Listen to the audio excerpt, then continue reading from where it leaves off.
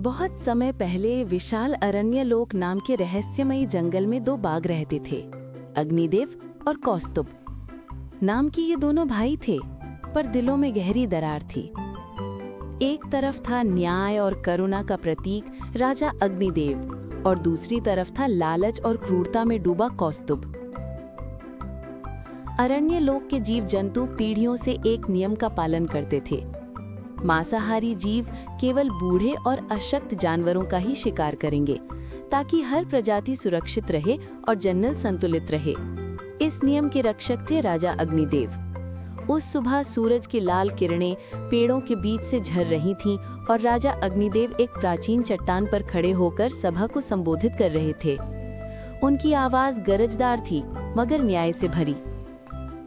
सुनो अरण्यलोक के सभी प्राणियों, ये क्षेत्र मेरा है और यहाँ वही नियम चलेंगे जो इस जंगल को जीवित रखते हैं। शिकार करो, पर केवल बूढ़ों और अशक्तों का। कभी भी किसी सक्षम और युवा जीव पर पंजा मत उठाना, वरना ऐसी सजा मिलेगी जिसे आने वाली पीढ़ियां भी याद रखेंगी। अचानक भीड़ में से एक छोटा सा साया सामने आया, टिको गिलहरी। महाराज, मेरी एक बात सुनने की इजाजत है? बोलो टिको, डरना। महाराज, शाकाहारी जीवों पर भूख का संकट बढ़ रहा है। जंगल की उपजाऊ जमीन पर तो आपके भाई कौस्तुभ का कब्जा है। बाकी भूमि इतनी बंजर है कि अनाज उग ही नहीं पाता। आज तो किसी तरह गुजर बसर हो रही है, लेकिन आने वाले दिनों में भूख ही सबसे बड़ा राक्षस बन जाएगी। टिको, तुम्हारी बात महत्वपूर्ण है। हर समस्या का हल एक ही दिन में नहीं निकलता, लेकिन मैं वचन देता हूँ, कोई अन्याय, चाहे वो कौस्तुभ का ही क्यों ना हो, सहन नहीं किया जाएगा। आज के लिए सब धैर्य रखो, कल का सूरज नई उम्मीद लेकर आएगा। उधर अरण्य लोक के दूसरे छोर पर गहरी काली गुफाओं में कौस्तुभ बाघ का इलाका था। ये वो स्थान था जहाँ हवा भी डर कर गुजरती थी। चट्टानों पर गहरे पंजों के निशान और खून की तेज गंध उसके स्वभाव की क्रूरता बयान कर देती थी। उस शाम कौस्तुभ चट्टान पर बैठा था, आंखों में जलती हुई भूख और अहंकार की लाल लपटें। उसके सामने खड़ा था उसके सबसे वफादार गुर्गों में से एक, खड़क भेड़िया। खड़क, जनगणना का क्या हाल है? मेरे इलाके में कितने शाकाहारी जीव बचे हैं? महाराज, बस एक ही परिवार बचा है, झूमो हिरन और उसका छोटा बच्चा। बाकी सब आपके पिछले शिकारों में खत्म हो चुके हैं। सिर्फ 1 महीने में आपके इलाके में शिकार मिलना भी मुश्किल हो जाएगा। क्या? अगर शिकार ही नहीं रहेगा तो मैं खाऊंगा क्या? भूख से मर जाना है क्या मुझे? महाराज, यही तो आपको पहले सोचना चाहिए था। जब से आप राजा बने हैं, आपने इतनी बेरहम शिकारी की है कि गिनने के लिए उंगलियां कम पड़ जाएंगी। अब हालत ये है कि आखिरी बचा झूमो हिरन भी आपके बड़े भाई के क्षेत्र में भाग गया है। भागेगा कहाँ? वो मेरा शिकार है, चाहे अग्निदेव के इलाके में क्यों ना चला जाए। आज चाहे आसमान टूट पड़े, मैं झूमू और उसके बच्चे को खाकर ही दम लूंगा। चल खड़क, मेरे साथ। इतना बोलकर क्रोध से भरा कौस्तुभ खड़क भेड़िए को साथ लेकर अग्निदेव के शांत क्षेत्र की ओर बढ़ने लगा। हवा भारी थी, पत्तियां कांप रही थीं और पेड़ों की छाया भी चेतावनी सी दे रही थी। परंतु कौस्तुभ को ना नियम दिख रहे थे, ना भविष्य, सिर्फ भूख, लालच और बदला। अग्निदेव के शांत और पवित्र क्षेत्र में सुबह की रोशनी हवा को सुनहरा बना रही थी। पक्षियों की चहचहाहट, बहते पानी की आवाज मानो अरण्य लोक को फिर से जीवित कर रही थी। लेकिन इसी शांति को चीरते हुए कौस्तुभ और खड़क भेड़िया उस क्षेत्र में प्रवेश कर गए। दोनों की आंखों में भूख की लपटें, दिल में क्रोध का तूफान। कौस्तुभ ये मानने को तैयार नहीं था कि किसी का भी नियम उसे रोक सकता है, न भाई का, न जंगल का। महाराज, यही है अग्निदेव का इलाका। झूमो हिरन यही कहीं छिपा होगा, लेकिन ये जगह आपके लिए सुरक्षित नहीं है। खतरा मेरे लिए?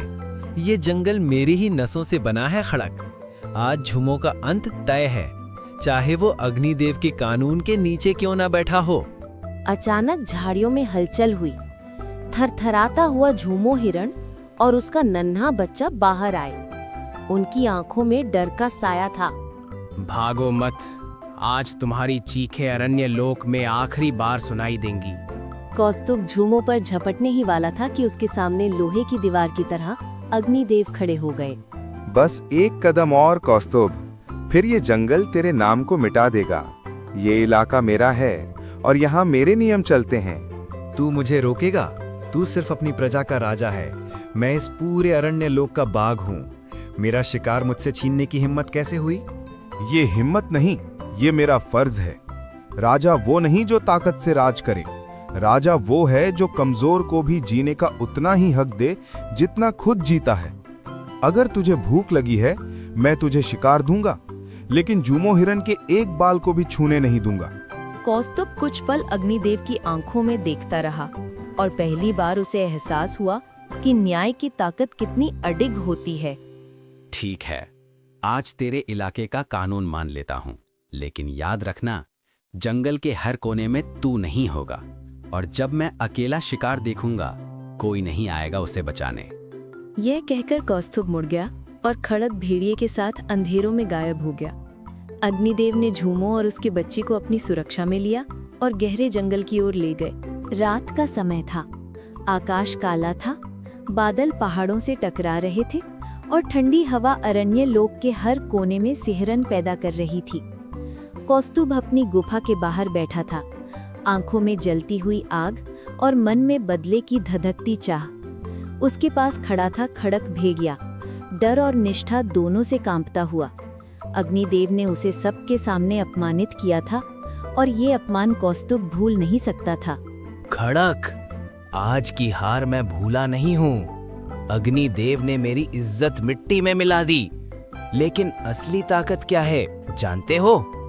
तलवार नहीं, दिमाग। महाराज, आपका मतलब ये कि हम अग्निदेव के जंगल को अंदर से तोड़ेंगे। पहले उसकी प्रजा भूखी और प्यासी होगी, फिर वो आपस में लड़ने लगेगी। जब उसकी प्रजा का भरोसा टूटेगा, तब मैं आऊंगा उन्हें बचाने के नाम पे, और पूरा जंगल मेरे पैरों में होगा। लेकिन महाराज, अगर अग्निदेव को शक हो गया तो? शक होने से क्या होगा? जब उसके अपने ही लोग उस पर भरोसा खो देंगे, वो कुछ नहीं कर पाएगा। शेर को हराना है तो उसके पंजे नहीं, उसका दिल तोड़ो। उस रात कौस्तुभ और खड़क चोरी छिपे अग्निदेव के इलाके में घुस गए। चांद बादलों में था, पूरे जंगल में घुप अंधेरा। दोनों तालाब के पास पहुंचे। कौस्तुभ ने सड़े हुए मांस के टुकड़े तालाब में फेंक दिए। कुछ ही पलों में पानी में बदबू फैलने लगी। मछलियां पानी के ऊपर आकर तड़पने लगी। फिर वे अनाज के भंडार के पास पहुंचे, जहां कौस्तुभ ने खड़क को इशारा किया। खड़क ने भीतर घुसकर बोरे को तड़ना शुरू कर दिया और थोड़े ही समय में भंडार आधा खाली हो चुका था। ये सब करके दोनों अपनी गुफा में लौट आए, चालाक, खतरनाक और घमंड से भरे। अगली सुबह अग्निदेव के पहरेदार दौड़ते हुए पहुंचे। महाराज, सीमा पर अजनबी पैरों के निशान मिले हैं। अनाज के बोरे फटे मिले हैं। तालाब का पानी बदबू कर रहा है।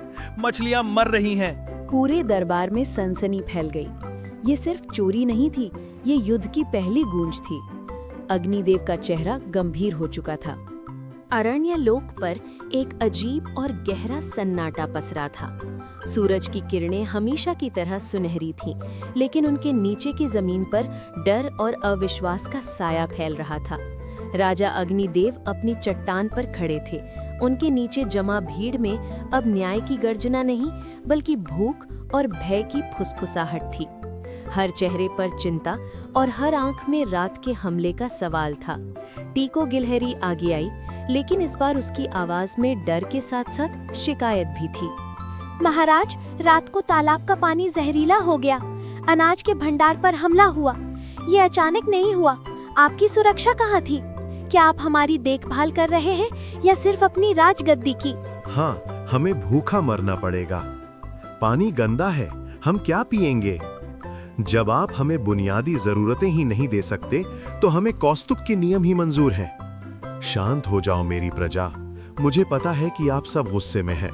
मैं जानता हूं कि ये हमला कायरता से किया गया है, लेकिन मेरे रहते हुए कोई भूखा नहीं मरेगा, कोई प्यासा नहीं रहेगा।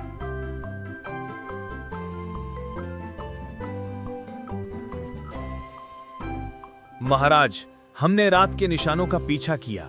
वे कौस्तुभ के इलाके की ओर जा रहे हैं। इसमें उसी का हाथ है। मैं जानता था। वो केवल मेरे नियमों को नहीं, बल्कि आरण्य लोक की शांति को तोड़ना चाहता है। आप क्या करेंगे महाराज? सिर्फ नियम बनाने से पेट नहीं भरता। कौस्तुभ ने हमारी जमीन और अब हमारा पानी और अनाज भी छीन लिया है। आपको उसके पास जाकर समाधान लाना होगा, वरना हम सब मर जाएंगे। मैं वादा करता हूँ कि मैं इस समस्या का समाधान लाऊंगा। आज शाम तक मैं जल और अन्न दोनों की व्यवस्था करूंगा। बस मुझ पर एक दिन का और भरोसा रखो।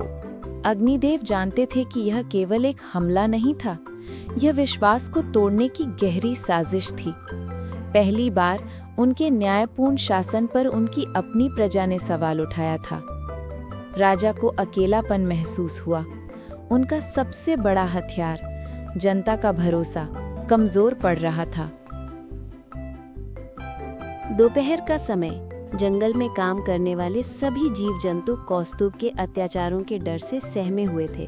अग्निदेव ने अपनी सभा भंग की और चुपके से कौस्तुभ के अंधेरे क्षेत्र की ओर चल पड़े। वो जानते थे कि सीधे युद्ध से केवल और विनाश होगा, इसलिए उन्हें कोई गुप्त रास्ता तलाशना था। वो एक गुप्त सुरंग के पास पहुंचे, जो किंवदंतियों के अनुसार दोनों भाइयों के क्षेत्र को जोड़ती थी। वो अकेले थे। जैसे ही वो सुरंग में जाने लगे, उन्हें दूर से दो आवाजें सुनाई दी, कौस्तुभ और खड़क भेड़िया की। खड़क, प्लान सफल रहा। अग्निदेव की प्रजा अब उसी पर शक कर रही है। अब वो मजबूर होकर यहाँ आएगा। जब वो आएगा, हम उसे तोड़ देंगे। महाराज, लेकिन ये ठीक नहीं है। हम बेकसूरों को तकलीफ दे रहे हैं। मुझे लग रहा है कि हम जंगल के असली दुश्मन बनते जा रहे हैं। राजा अग्निदेव के नियम सही थे, हर कोई सुरक्षित था। सही गलत बकवास। सही वही है जो मुझे सिंहासन दे। अग्निदेव के न्याय से हमें क्या मिला? सिर्फ त्याग। अब मुझे शक्ति चाहिए खड़क, और तुम मेरे साथ हो या उसके? मैं आपके साथ हूँ महाराज। छिपकर खड़े अग्निदेव ने ये सब सुना। उन्हें पता चला कि खड़क के दिल में अभी भी ईमानदारी बाकी है। कौस्तुभ का शासन उसे भी अंदर से खा रहा था। अग्निदेव ने एक पल सोचा। वो खड़क को अपनी तरफ कर सकते थे। वो जानते थे कि कौस्तुभ की सबसे बड़ी ताकत खड़क की वफादारी है। खड़क, कौन है? मैं हूँ अग्निदेव। महाराज, आप यहाँ? मैंने सब सुना खड़क। मुझे पता है कि तुम दिल के बुरे नहीं हो। तुम्हारा दिमाग कहता है कि तुम अपने राजा के साथ रहो, लेकिन तुम्हारा दिल जानता है कि क्या सही है। कौस्तुभ तुम्हें भी खत्म कर देगा। महाराज, मैं मजबूर हूँ। अगर मैं उनका साथ नहीं देता तो वो मेरे परिवार को मार देंगे। मैं तुम्हें वचन देता हूँ, मेरी प्रजा की तरह ही तुम्हारा परिवार भी मेरी जिम्मेदारी है। कौस्तुभ को हराने के लिए मुझे तुम्हारी मदद चाहिए। मुझे बताओ, उसने पानी को जहरीला कैसे किया और बचा हुआ अनाज कहाँ छिपाया है? खड़क भेड़िया एक पल के लिए कांपा। उसके सामने दो रास्ते थे, क्रूरता का अंधेरा या न्याय का उजाला। अग्निदेव की आंखों में उसे एक निडर लहजा नहीं, बल्कि एक आशंकित रक्षक दिखा, जो अपनी प्रजा के लिए अकेला खड़ा था। खड़क ने एक लंबी सांस ली और धीरे से फुसफुसाया।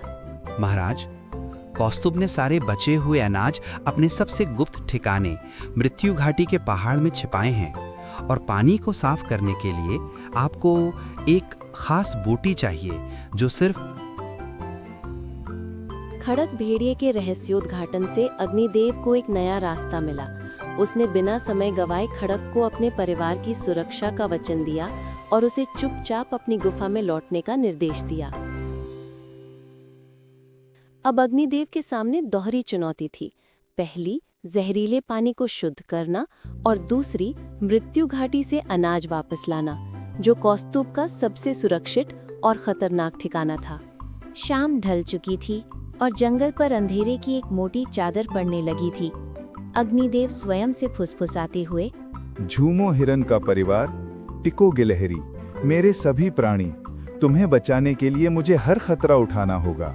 खड़क ने बताया था कि पानी को साफ करने के लिए देवकंद नामक एक अत्यंत दुर्लभ जादुई बूटी चाहिए, जो केवल ऊंचे पवन पर्वत के ढलानों पर उगती है। अग्निदेव तुरंत पवन पर्वत की ओर चल पड़े। रास्ता खड़ी चट्टानों, फिसलती मिट्टी और जहरीले सांपों से भरा था। उनकी आंखें अंधेरे में भी देवकंद की चमकीली पत्तियां खोज रही थीं। कई घंटों की खतरनाक चढ़ाई के बाद उन्होंने पहाड़ की सबसे ऊंची चोटी के किनारे पत्थरों के बीच में मंद रोशनी बिखेरती देवकंद की बूटी को देखा। उसी समय कौस्तुभ अपनी गुफा में आराम कर रहा था, अपने षड्यंत्र की सफलता पर मुस्कुराते हुए। वो जानता था कि अग्निदेव के पास पानी और अनाज की समस्या का कोई समाधान नहीं होगा, लेकिन उसके गुर्गों में से एक खड़क भेड़िया बेचैन था। वो चोरी छिपे मृत्यु घाटी की ओर गया, जहां अनाज छिपाया गया था। मृत्यु घाटी भयानक काली चट्टानों के बीच एक संकरी खाई थी। कौस्तुभ के सारे गुर्गे यहाँ पहरेदारी करते थे। खड़क वहां गया, अग्निदेव को अपनी वफादारी साबित करने के लिए। कितना अच्छा शिकार है, और ये सब कौस्तुभ महाराज के लिए है। चुपचाप बैठो, मैं देखने आया हूँ कि पहरा सही है या नहीं। कौस्तुभ महाराज को शक नहीं होना चाहिए। खड़क भेड़िया जानता था कि वो अकेले सारा अनाज वापस नहीं ले जा सकता। उसने एक चालाकी भरी योजना बनाई। उसने धीरे से अपने दांतों से अनाज के बोरों के नीचे के हिस्से को कुतरना शुरू कर दिया। थोड़ी ही देर में कुछ बोरों से बारीक अनाज रिसना शुरू हो गया, जो कि जमीन पर एक पतली पगडंडी बना रहा था। एक गुप्त संकेत जो जंगल के सारे शाकाहारी जीवों को उनके छुपे हुए खजाने तक ले जा सकता था। जैसे ही उसका काम पूरा हुआ, कौस्तुभ का एक वफादार सैनिक, एक शिकारी चील, आसमान से उतरा। खड़क, तुम यहाँ क्या कर रहे हो? तुम्हारा काम तो गुफा में है। मैं बस सुनिश्चित कर रहा था कि ये चोरी ना हो जाए। इतनी मेहनत से छिपाया है। ठीक है, पर तुम्हारा बर्ताव ठीक नहीं लग रहा। मैं जाकर कौस्तुभ महाराज को बताती हूँ। चील संदेह में उड़ गई। खड़क भेड़िया को लगा कि उसके पास अब बहुत कम समय बचा है। उसे पता था कि अब कौस्तुभ को सच्चाई पता चल जाएगी। अग्निदेव पवन पर्वत से देवकंद बूटी लेकर सीधा जहरीले तालाब के पास पहुंचे। उन्होंने बूटी को पानी में डाला। अचरज की बात ये हुई कि बूटी तुरंत पानी में घुल गई और कुछ ही पलों में पानी की बदबू खत्म हो गई। तड़पती मछलियां अब सामान्य रूप से तैरने लगी। अग्निदेव ने एक घूंट पानी पिया, वो अब पीने लायक था। इतने में चील कौस्तुभ के पास पहुंची और उसे खड़क की अजीब हरकतों के बारे में बताया। खड़क ने क्या किया? उसने मेरे साथ विश्वासघात किया। वह अग्निदेव से मिल गया। कौस्तुभ और उसके बचे हुए गुर्गे तुरंत मृत्यु घाटी की ओर भागे। वहां पहुंचकर कौस्तुभ ने देखा कि अनाज के बोरों से पतली सी अनाज की धारा बह रही है, जो घाटी के बाहर जा रही है। खड़क, तूने मुझे धोखा दिया, अब तू मरेगा। उधर अग्निदेव यह सुनिश्चित करने के बाद कि पानी साफ हो गया है, मृत्यु घाटी की ओर चल पड़े। जैसे ही वो घाटी के मुहाने पर पहुंचे, कौस्तुभ और उसके गुर्गों ने उन्हें घेर लिया था। आ गया मेरा भाई अपनी हार देखने। तूने मेरे एक प्यादे को खरीद लिया, पर अब तो खुद अपने जाल में फंस गया है। नहीं कौस्तुभ, तू फंसा है। तेरी साजिश अब खत्म हो गई है। पानी साफ हो गया है और अनाज कहाँ है ये पूरी प्रजा जान चुकी है। अग्निदेव ने अपने न्याय की शक्ति का अंतिम प्रदर्शन करने का फैसला किया। उन्होंने जोर से दहाड़ लगाई, इतनी जोर से कि पूरा अरण्य लोक कांप गया। अरण्य लोक के जीव जंतुओं, मेरे वचनों पर भरोसा रखो। तुम्हारा अन्न यहीं मृत्यु घाटी में छिपा है। उस अनाज के बहाव का पीछा करो। जैसे ही उन्होंने कहा, टिको गिलहरी, झूमो हिरन और अन्य शाकाहारी जीव जो रात से ही भूखे थे, अनाज की पतली धारा का पीछा करते हुए घाटी के मुहाने पर पहुंचने लगे। नहीं, ये नहीं हो सकता। ये है जंगल का कानून कौस्तुभ। तूने लालच को चुना और मैंने न्याय को। आज तेरी शक्ति खत्म हो गई। मैं तुझे और सजा नहीं दूंगा, पर आज से ये मृत्यु घाटी मेरा क्षेत्र है। तू अरण्य लोक में घूम सकता है, पर किसी भी युवा या स्वस्थ जीव पर पंजा नहीं उठाएगा। अब यहाँ से जा। कौस्तुभ ने देखा कि उसके सामने अब केवल अग्निदेव नहीं, बल्कि सारा अरण्य लोक एकजुट होकर खड़ा था। अपमानित, क्रोधित और अकेला कौस्तुभ बदला लेने की आग में जलता हुआ अपने बचे हुए गुर्गों के साथ अंधेरे में गायब हो गया। अग्निदेव ने अपनी प्रजा को अनाज दिलाया। उस रात अरण्य लोक ने चैन की सांस ली, पर हर कोई जानता था कि ये सिर्फ एक अस्थायी शांति थी। अगली सुबह अरण्यलोक पर एक बार फिर शांति थी, लेकिन ये शांति बहुत नाजुक थी। पानी साफ था, अनाज बट चुका था और प्रजा में राजा अग्निदेव के प्रति विश्वास पहले से कहीं ज्यादा मजबूत था। अग्निदेव अपनी चट्टान पर खड़े थे। उनकी नजरें दूर जंगल के क्षितिज पर टिकी थीं, जहां से उनका भाई कौस्तुभ भाग गया था। टिको गिलहरी और झूमो हिरन का परिवार कृतज्ञता से उनके सामने सिर झुका रहा था। टिको खुशी से बोली, महाराज, आपने हमें बचा लिया। कौस्तुभ को अपनी गलती का एहसास हो गया होगा। नहीं टिको, लालच और क्रूरता को कभी अपनी गलती का एहसास नहीं होता। वे केवल घात लगाना सीखते हैं।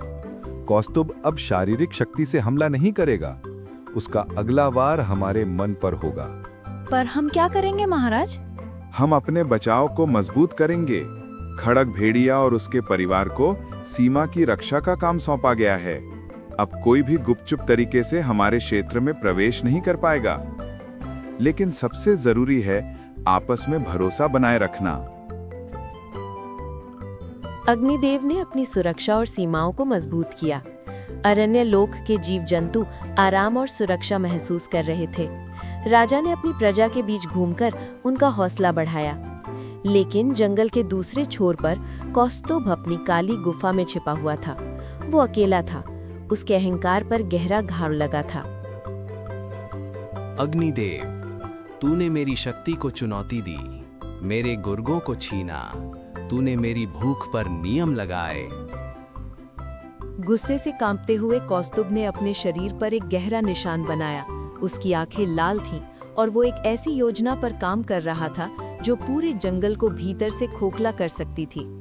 उसने अपने सबसे पुराने चालाक गुर्गों को बुलाया, जो अब तक किसी को नहीं दिखा था, अंधेर नामक चिता। अंधेर, तुम मेरी अंतिम और सबसे घातक चाल हो। अग्निदेव को उसकी प्रजा के बीच झूठा साबित करना है। जाओ, पूरे जंगल में ये अफवाह फैलाओ कि अग्निदेव ने ही तालाब का पानी जहरीला किया था, ताकि वो देवकंद बूटी का इस्तेमाल करके स्वयं को देवता साबित कर सके।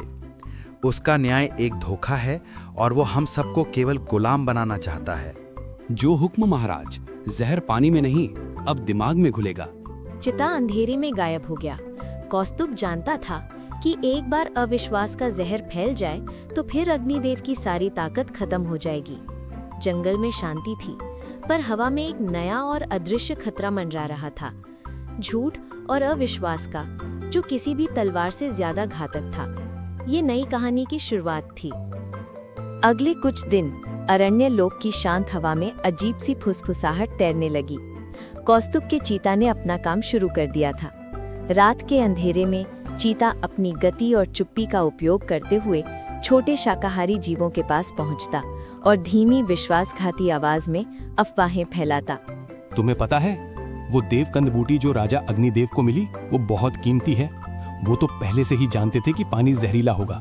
उन्होंने खुद किया ताकि हीरो बन सके। क्या? लेकिन क्यों? ताकि कोई उनकी शक्ति को चुनौती ना दे सके। याद रखना, असली राजा वही होता है जिसके पास जमीन भी हो और ताकत भी। और कौस्तुभ के पास अब भी सबसे उपजाऊ जमीन है। धीरे धीरे ये फुसफुसाहटें डर और अविश्वास में बदल गईं। जिन लोगों ने पहले अग्निदेव का जयकारा किया था, वे अब आपस में आंखें चुराने लगे थे। एक दिन टिको गिलहरी, जो हमेशा राजा की सबसे वफादार थी, भी कुछ बेचैन लग रही थी। उसने बाकियों से बात करना कम कर दिया था। मुझे लगता है कि कौस्तुभ सही कह रहा था। जब से अग्निदेव राजा बने हैं, सब कुछ ज्यादा मुश्किल हो गया है। शिकार पर नियम और फिर ये पानी की समस्या। हाँ, और खड़क भेड़िए का भी क्या भरोसा। वो तो पहले कौस्तुभ का वफादार था, अचानक कैसे बदला? जरूर अग्निदेव ने उसे कुछ बड़ा इनाम दिया होगा। ये बातें जंगल में आग की तरह फैल गईं। अग्निदेव के पहरेदार, जिनमें खड़क भेड़िया भी शामिल था, इन अफवाहों को सुनते थे, लेकिन उन्हें समझ नहीं आता था कि ये आ कहां से रही हैं। शाम को खड़क भेड़िया चिंता में डूबा हुआ अग्निदेव के पास पहुंचा। महाराज, हालात बिगड़ रहे हैं। लोग आप पर शक कर रहे हैं। वे कह रहे हैं कि आपने खुद तालाब को जहरीला किया था। ये अविश्वास जंगल को अंदर से तोड़ रहा है। मैं जानता था खड़क, ये कौस्तुभ का आखिरी हथियार है, झूठ और अविश्वास। तलवार से लड़ना आसान है, लेकिन अदृश्य जहर से लड़ना बहुत मुश्किल। क्या तुमने पता लगाया कि ये अफवाहें कहाँ से आ रही हैं? नहीं महाराज, ये फुसफुसाहट पूरे जंगल में है, कोई एक स्रोत नहीं है। ऐसा लगता है जैसे हवा में जहर घुल गया है। हवा में घुला जहर? इसका मतलब है कि दुश्मन हमारे बीच है, पर हमें दिखाई नहीं दे रहा। हमें उस अदृश्य दुश्मन को ढूंढना होगा, इससे पहले कि वो मेरी प्रजा के भरोसे को हमेशा के लिए तोड़ दे। अग्निदेव समझ चुके थे कि उन्हें अविश्वास के इस जाल को तोड़ना होगा। उन्होंने एक नया गठबंधन बनाने का फैसला किया, उन छोटे जीवों के साथ जो अफवाहों को सबसे पहले सुनते थे, लेकिन जो अब भी न्याय में भरोसा रखते थे। उन्होंने टिको गिलहरी को बुलाया, लेकिन टिको अब भी कुछ सशंकित थी। टिको, मुझे पता है कि तुम चिंतित हो। मैं तुम्हें दोष नहीं देता। मेरे भाई ने बहुत क्रूरता दिखाई है, लेकिन मैं तुम्हें विश्वास दिलाता हूँ, मैंने कभी अपनी प्रजा को धोखा नहीं दिया। महाराज, आप न्याय के प्रतीक हैं, लेकिन अगर ये अविश्वास फैल गया तो कौस्तुभ जीत जाएगा। आपको साबित करना होगा कि आप झूठी अफवाहों से डरते नहीं। सही कहा टिको। तुम और तुम्हारी तरह के छोटे फुर्तीले जीव मेरी आंखें और कान बनोगे। तुम मेरे लिए जासूसी करोगे। मुझे बताओ, ये अफवाहें सबसे पहले कहां से आईं और किसने इन्हें सबसे ज्यादा फैलाया? टिको गिलहरी ने एक पल सोचा। उसने अग्निदेव की आंखों में ईमानदारी देखी। ठीक है महाराज, मैं आपकी मदद करूंगी। मुझे पता है ये अफवाह कौन फैला रहा है। वो एक चीता है जिसका नाम अंधेर है। चीता? कौस्तुभ ने चीता का इस्तेमाल किया है। खड़क, तुम्हें और तुम्हारे दल को पेड़ों पर और हर शिकारी की हलचल पर नजर रखनी होगी। टिक्को, तुम उस चीता के छिपने के ठिकाने का पता लगाओगी। हाँ महाराज, अब हमें पता है कि हमारा दुश्मन कौन है, तेज और चालाक झूठ। अग्निदेव ने अपनी सबसे छोटी और सबसे बड़ी प्रजाति के बीच एक नया गुप्त गठबंधन बनाया। राजा न्याय की लड़ाई लड़ रहा था, लेकिन ये लड़ाई अब जंगल के भीतर अविश्वास के खिलाफ लड़ी जानी थी। रात का अंधेरा जंगल को फिर से निगलने लगा था और अग्निदेव जानते थे कि अगले कुछ घंटे निर्णायक होंगे। अग्निदेव की आज्ञा मिलते ही टिको गिलहरी तुरंत हरकत में आ गई। अपनी फुर्ती का इस्तेमाल करते हुए वो पेड़ों पर सबसे ऊंचे और घने पत्तों के बीच छिपकर रात भर जंगल के चप्पे चप्पे पर नजर रखने लगी। खड़क भेड़िया और उसका दल जंगल की सीमा के पास घात लगाकर बैठ गए। कुछ ही घंटों की तलाश के बाद टिको ने उस जगह को ढूंढ लिया जहां से अफवाहें सबसे ज्यादा फैल रही थीं। कौस्तुभ के पुराने क्षेत्र और अग्निदेव के नए क्षेत्र के बीच की एक परित्यक्त गुफा। खड़क भाई, गुफा? चीता गुफा में छिपा है। मुझे उनकी गंध आ रही है और मैं उनकी धीमी आवाजें सुन सकती हूँ। खड़क भेड़िया तुरंत अपनी टीम के साथ गुफा की ओर बढ़ा। अग्निदेव जानते थे कि ये केवल चीतों को पकड़ने की बात नहीं थी, उन्हें कौस्तुभ के षड्यंत्र का ठोस सबूत चाहिए था। जैसे ही खड़क और उसके वफादार भेड़िए गुफा के मुहाने पर पहुंचे, अंधेर चीता उन्हें देखकर चौंक गया। तुम यहाँ क्या कर रहे हो गद्दार? तुम अपने राजा के दुश्मन हो। मेरा राजा न्याय है और तुम झूठ के गुलाम हो। तुम लोगों ने कौस्तुभ के कहने पर पूरी प्रजा में जहर घोला है। चीता और भेड़ियों के बीच भीषण झड़प शुरू हो गई। संघर्ष के बीच खड़क ने देखा कि चीता के गले में एक चमकीला धागा है।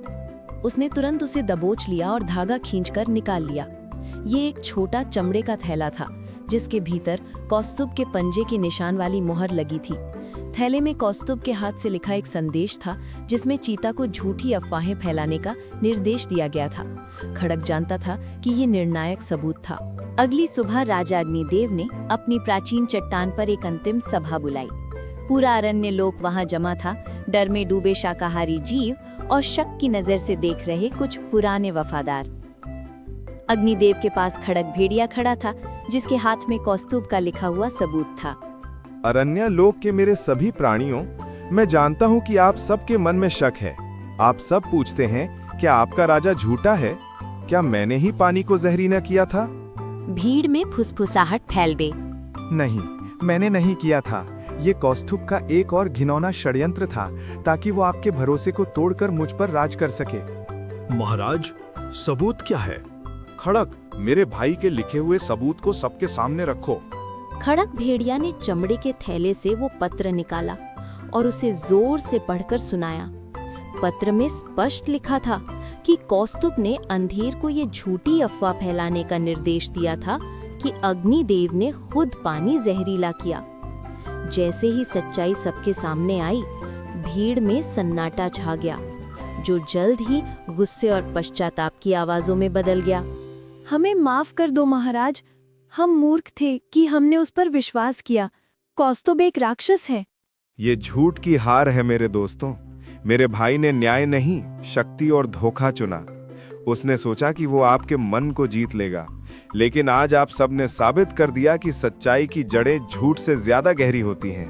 कौस्तुभ अपनी गुफा में बैठा ये सब सुन रहा था। जब उसे पता चला कि उसके आखिरी और सबसे घातक हथियार का भी पर्दाफाश हो गया है, तो वो टूट गया। अपमान और क्रोध से भरा कौस्तुभ अपने भाई से बदला लेने की सारी उम्मीदें छोड़कर हमेशा के लिए अरण्य लोक छोड़कर दूर अंधेरे जंगलों में भाग गया। अग्निदेव का शासन अब संदेह से परे था।